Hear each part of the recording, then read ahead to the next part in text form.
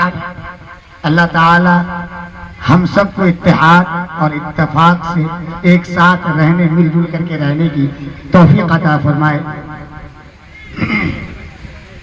سب سے پہلے تو میں یہ چاہوں گا کہ دیکھیے یہ با ادب محفل ہے، اس میں سب سے پہلے ادب کی ضرورت ہے. آج ہم نے ادب کو بھلا ڈالا، جس کی وجہ سے ہماری مجلسیں کامیاب ہوتی ہوئی نظر نہیں آتی.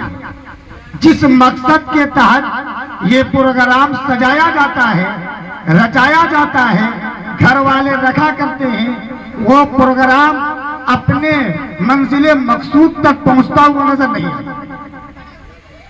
اس میں کیا ہے، خامی کیا ہے، کمی کیا ہے کہ ہم نے اس مجلس کے ادب کو بھلا ڈالا، اپنی زندگی سے نکال ڈالے. آج ہم اس مجلس کو رسم بنا ڈالیں.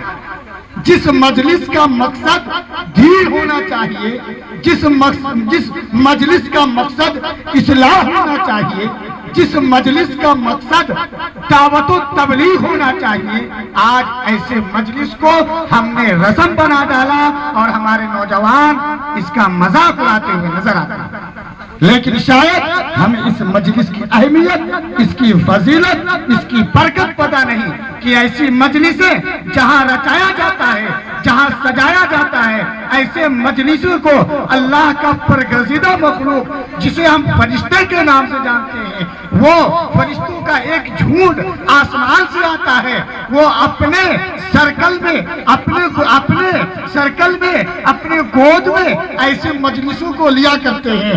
اور وہ سارے فرشتے ایسے مجلس میں جن حضرات کی حاضری لگا کرتی ہے، وہ حضرات، وہ فرشتے ان حضرات کے لیے دعائے خیر کیا کرتے ہیں اور روز محشر کے لیے وہ گواہ بن جاتے ہیں کہ اللہ جس جگہ پر، جس مجلس میں تیری تعریف ہو رہی تھی، تیرا حمد و ثنا ہو رہا تھا، تیرے نبی کا ذکر ہو رہا تھا، تیرے نبی کی نعت گوئی ہو رہی تھی، اس مجلس میں تیرا یہ فلاں بندہ آیا تھا، موجود تھا، باادب بیٹھا تھا، اور اس مجلس کا جو حق ہے سبحان اللہ کہنا، الحمدللہ کہنا، اس کا بھی پورا حق ادا کر رہا تھا.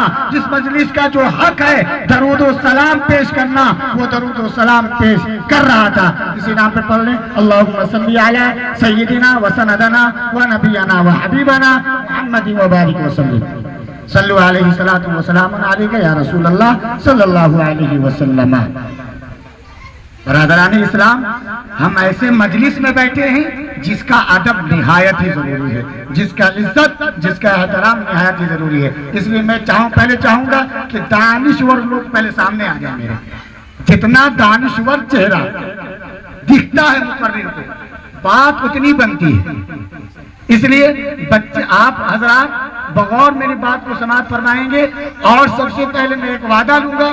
یہ وعدہ یہ ہے کہ آج ایسے مجلسوں میں لاکھوں جایا کرتے ہیں، روزانہ پر ڈے ایسی مجلسیں بیٹھا کرتی ہیں. ہمارے بڑے علماء، بڑے مفکر حضرات ہمارے درمیان آتے ہیں. ہم ان کے تقاریر کو خوب مزے سے سنتے ہیں، خوب مزے لیتے ہیں، اور بعد میں ان کی تعریف بھی کرتے ہیں. فلاں صاحب آئے تھے، ان کا بیان ایسا تھا، ان کا تقریر ایسا تھا، ان کا آواز ایسا تھا، ان کے سمجھانے کا طریقہ ایسا تھا، ان کا لب و لہجہ ایسا تھا، ان کا ترنم ایسا تھا، وہ شعلہ بجاتے ہیں، وہ شیری بجاتے ہیں، ماشاءاللہ بہت خوب مزاج کھوس کر ڈالا. لیکن میرے بزرگ دوستوں، ایسے مجلس میں بیٹھنے کا اور بڑے علماء کرام کے باتوں کو سننے کا مقصد ہونا چاہیے. مقصد یہ ہونا چاہیے کہ چاہے جو بھی مفکر ہو، جو بھی متبر ہو، جو بھی مقرر ہو، اگر ان کی بات قرآن و حدیث کے مطابق ہوگی تو میں ان کے بات پر عمل کرنے کی کوشش کروں گا.